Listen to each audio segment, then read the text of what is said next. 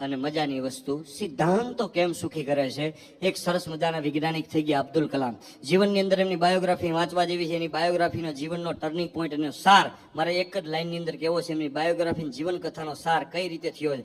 નાનપણથી અંદર એને પ્લેન ઉડાવવાનો શોખ હતો, વૈજ્ઞાનિક બનવાનો કોઈ શોખ નહોતો. એ નાનપણની અંદર કાગળના પ્લેન બનાવીને ઉડતા અને એને પ્લેનની અંદર બેસવાનો અબ્દુલ કલામને શોખ હતો.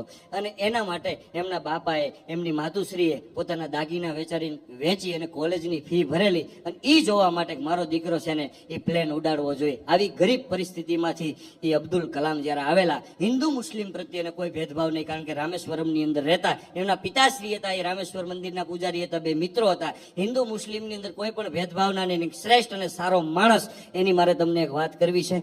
અને એ ઘટના એવી કે સાહેબ એરફોર્સની અંદર એને જવાનું અને 25 જણાનું ઇન્ટરવ્યુ હતું. અને એ ઇન્ટરવ્યુ પોતાનું આખું ભણતર પૂરું થઈ ગયું, જે ભણતર પાછળ પોતાના પરિવારે તમામ સંઘર્ષ લગાવી દીધો. અને એ વ્યક્તિ જ્યારે ફાઇનલ પરીક્ષાની અંદર જાય છે, એને પહેલા બીજા કે ત્રીજા ક્રમે આવવાનું હોય તો જ એનું સપનું સફળ થાય. પણ અબ્દુલ કલામ 24 વ્યક્તિમાંથી 9મા ક્રમે આવેલા અને સીધા એવડો મોટો મહાન વ્યક્તિ થવાનો હતો, એ પણ ડિપ્રેશનની અંદર આવ્યો. ડિપ્રેશનની અંદર એ વ્યક્તિ આવી ગયા અને એટલા ડિપ્રેશનની અંદર આવ્યા. આપણે ગંગા કાંઠે શું કામ આવીએ, હરિદ્વારના કાંઠે શું કામ આવીએ છીએ, એની મારે તમને વાત કરું. જગ્યાનો બહુ મોટો પ્રભાવ હોય છે. અને એ માણસ ડિપ્રેશનની અંદર આવી ગયા અને નિરાશ થઈ ગયા અને ઋષિકેશની અંદર સીધા આવ્યા. અને ઋષિકેશની અંદર ગંગા કાંઠે હાલ્યા જતા હતા. ત્યાં એક સરસ મજાનું બોર્ડ જોયું. એ બોર્ડ હતું સ્વામી શિવાનંદજીનો આશ્રમ હતો. ખબર નહીં વાઇબ્રેશનના ખેંચાણા અને એ માણસ અંદર વયા ગયા. અને શિવાનંદજી સ્વામી હતા એ જીવિત હતા. સાંભળજો, દુનિયાનું સૌથી મોટું અને શ્રેષ્ઠ અને બેસ્ટ રહસ્ય હું તમને કહું છું. જે આ દેશના શાસ્ત્રોનો અને સમાજની અંદર જે કથાઓ છે એનો નિચોડ હું તમને કહું છું. સાંભળજો, કાન અને મન અને હૃદય ખુલ્લું રાખી. અને માણસનો ટર્નિંગ પોઈન્ટ કઈ રીતે અને ક્યાંથી લાગે છે, એક માણસના જીવનનો સાર અને એનો ટર્નિંગ પોઈન્ટ કઈ રીતે લાગે છે. એક નિરાશ થઈ ગયેલો માણસ ગંગા કાંઠે એક આશ્રમની અંદર શાંતિ લેવા માટે જાય છે. ઋષિકેશની અંદર સ્વામી શિવાનંદજી, બુદ્ધ જેવું એમનું ચરિત્ર અને એટલો શાંત ભાવ જોઈ. અને અમુક વ્યક્તિઓ છે ને સાહેબ, આપણે આપણી દુઃખની વાત ગમે ત્યાં કરવી નહીં, ડબલ દુઃખ થઈ જાય. યોગ્ય અને શ્રેષ્ઠ વ્યક્તિ હોય ને ત્યાં જ બહેનોને તો ખાસ કહી દઉં, ત્યાં જ આપણું હૃદય ઠાલવવું, ગમે ત્યાં વાતો કરવા ન મળવી, અમારે આમ છે ને તેમ છે. કારણ કે દુઃખ ડબલ થઈ જાય. આપણને એવી માનસિકતા છે કે અમુક માણસ આપણા જીવનમાં આવે તો જિંદગી બને. ના ના, એવું ન હોય. અમુક જાય તોય બને, અમુક માણસ જાય તોય બને. અને શિવાનંદજી પાસે કલામ જઈને બેઠા અને પોતાની રજૂઆત કરીને વાત કરી અને નિરાશા અને ડિપ્રેશનની વાત કરી. હું ડિપ્રેશનમાં આવી ગયો. અને આ દેશનો સાધુ સાહેબ એ રહસ્ય ખોલે છે. એના શબ્દ ટુ શબ્દ, વર્ડ ટુ વર્ડ મારે તમને કહેવાના છે. અને સાંત્વના આપવાની સાથે કલામજીને રસ્તો આપે છે. અને એમ કહે છે, કલામ, તમે મારી વાત સાંભળો. તમે નિરાશ થવાની તમારી ક્યાંય જરૂર નથી. અને કોઈ પણ જગ્યાએ તમારે ડિપ્રેશનમાં આવવાની જરૂર નથી. કલામ, મારી વાત સાંભળો. આ દુનિયાનું ને પ્રકૃતિનું એક જબરજસ્ત રહસ્ય છે કે અગર તમારો વિચાર, સાંભળજો, સાધુએ વાત કરી, અગર તમારો વિચાર હૃદયમાંથી નીકળો હોય અને એ પવિત્ર હોય, કલામ, અગર તારો વિચાર હૃદયમાંથી નીકળો હોય અને એ પવિત્ર હોય તો વિચારમાં એવડી મોટી તાકાત હોય છે કે તમે જ્યારે સૂઈ જાઓ છો ત્યારે વિચાર તમારા અંદરથી બહાર નીકળી જાય છે, કલામ. અને એ વિચાર બ્રહ્માંડની અંદર ચક્કર લગાવે છે. અને તમે જ્યારે ઉઠો છો એની પહેલા એનો એ વિચાર તમારા હૃદયમાં સ્થાપિત થઈ જાય છે. તમે જ્યારે સૂતા હોય ત્યારે તમારું એકનું કામ હોય અને તમે જ્યારે પથારીમાંથી ઉઠો છો ત્યારે સમગ્ર બ્રહ્માંડનું એ કાર્ય બની જાય છે. હેતુ જ્યારે શુદ્ધ હોય ત્યારે સમગ્ર અસ્તિત્વ એ વિચારની પાછળ કામે લાગી જાય છે.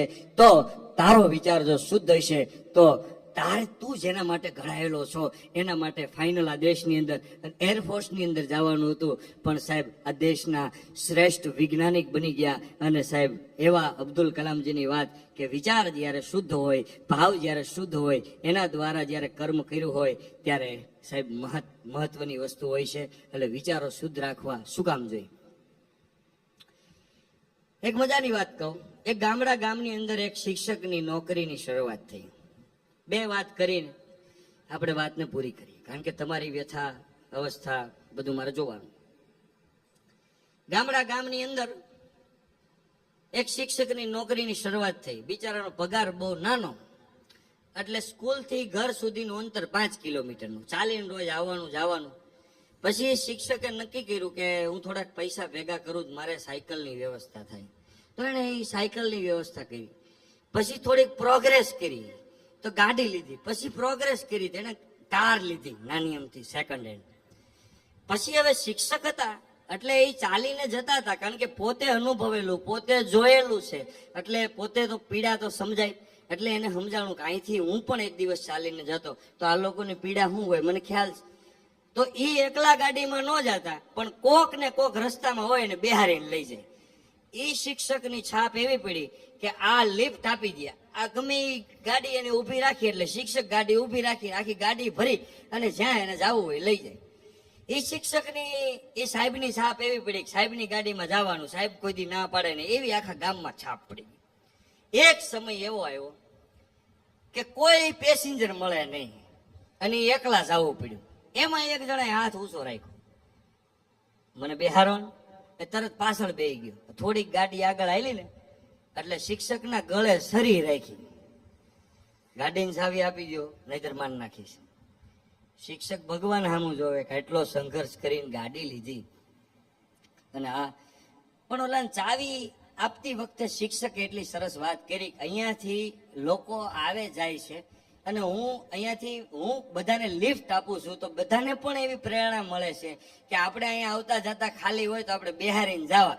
તું ભલે મારી ગાડી લઈ જા, પણ કોઈ દી કોઈને કહેતો નહીં કે તું ચોરીને લઈ ગયો છો, કારણ કે અહીં તું એવું કહીને તો કોઈ કોઈને બેહારશે નહીં. હવે આટલી વાત મગજમાં કે આળી વાત તો સજ્જન માણસ છે, પણ પછી વિચાર આવ્યો ભાઈ ગમે એટલો સજ્જન રહ્યો, હું તો ચોરી કરવા આવ્યો છું ને, એમ કરીને એ નીકળી ગયો. શિક્ષક ઘરે આવ્યા ને ભગવાનની સામે જોઈને ઠપકો દીધો કે હે ભગવાન, તે તો એક ગાડી દીધી એ લઈ લીધી. બીજે દિવસે સ્કૂલે જવાનું એટલે હાલીને જવાનું, એટલે શિક્ષક વહેલા ઉઠ્યા. દરવાજો જ્યાં ખોલ્યો ને બગીચામાં જોયું તો અચંબો પામી ગયા, ગાડી પડી હતી. ગાડી નજીક ગયા, એક સરસ મજાની ચિઠ્ઠી પડી હતી. ચિઠ્ઠીની અંદર લખ્યું હતું કે સાહેબ હું ગમે ત્યાં જાઉં, આ ગાડી ગેરેજમાં વેચવા ગયો તો ગેરેજ વાળા એમ કીધું લે આ તો સાહેબની ગાડી છે. પોલીસ વાળા પાસે હું ગયો, લે સાહેબની ગાડીમાં તું ડ્રાઇવિંગ ચાલુ કર્યું? જ્યાં રોડ ઉપર જા, લે સાહેબની ગાડી લઈને તમે શું નીકળ્યા? એ કે સાહેબ આ ગાડી છે કે અમિતાભ બચ્ચન છે, એ કે કઈ ખબર નથી પડતી. કે એટલે કે આ ગાડી રાખો, મારી વેલ્યુ જાય છે, તમારો ડ્રાઈવર મને સમજે છે. કહેવાનો મતલબ એ છે કે તમે જયારે સજ્જન બનો છો ને ત્યારે સજ્જનતા તમને છોડતી નથી, ઈશ્વર તમને સાથ આપે છે કોઈ પણ રીતે. એટલે સારા બનવાનું આ એક ફાયદો ખરો, સારા વિચારનો એક ફાયદો ખરો. જીવનમાં ક્યારેય કોઈ દિવસ નિંદા ન કરવી, કોઈ દિવસ નિંદા ન કરવી. એક નિંદા કોને કહેવાય એનું સત્યનો ભેદ ખોલું. કોઈની વાતો ન કરવી એને નિંદા ન કહેવાય. કોકની વાતો તો આપણે કોકની ચર્ચામાં કરતા જ હોય. કોઈની વાતો ન કરવી એને નિંદા ન કહેવાય. બાપ એમ કેતો મારો દીકરો દારૂ પીવે છે, મારો છોકરો આમ કરે છે, તો એનો બાપ નિંદા નથી કરતો. બાજુ વાળો એમ કે મગનભાઈ છોકરો દારૂ પીવે એ નિંદા કહેવાય, કારણ કે બાપ છે એ પીડા સાથે વાત કરતો હોય. તમે કોઈની વાત જયારે પાછળથી કરો એની અંદર પીડા હોય તો એ સત્ય છે, અને રાજીપો હોય તો નિંદા છે. આ તફાવત છે નિંદાનો.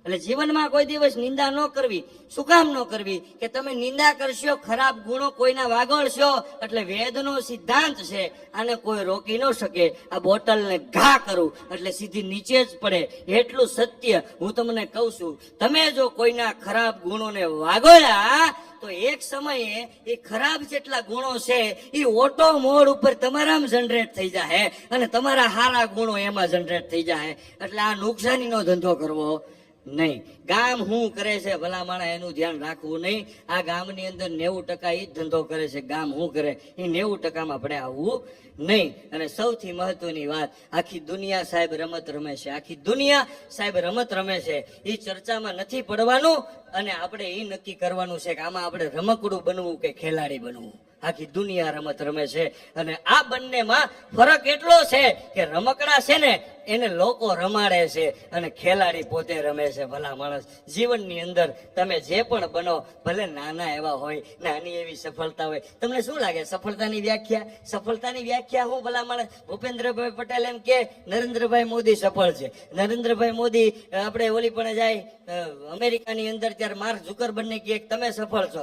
માર્ક ઝુકરબર્ગ એમ કે હું ડિપ્રેશનની અંદર હતો એટલે એપલના માલિકે મને કીધું હતું ભારતની અંદર જઈને એક સાધુ પાસે જાય છે અને ત્યાં તને શાંતિ મળશે. તો સાધુ સફળ છે. સાધુ એમ કે મારે હનુમાનજી છે, હનુમાનજી એમ કે મારે રામ છે. સફળ કોણ છે? સમજો આમાં સફળ કોને ગણવા? મારો કહેવાનો મતલબ છે, સફળતા નો સૌથી મોટો અને શ્રેષ્ઠ ગુણ હોય છે, સફળ માણસ ઈ છે કે જે બીજાના સદગુણોને જોવે છે અને બીજાના સદગુણો પોતાના અંદર જે દિવસે તમે વાગોળતા શીખી ગયા, એન્ટર કરતા શીખી ગયા, તેથી તમે ગમે એવા હશો સફળ વ્યક્તિ છો.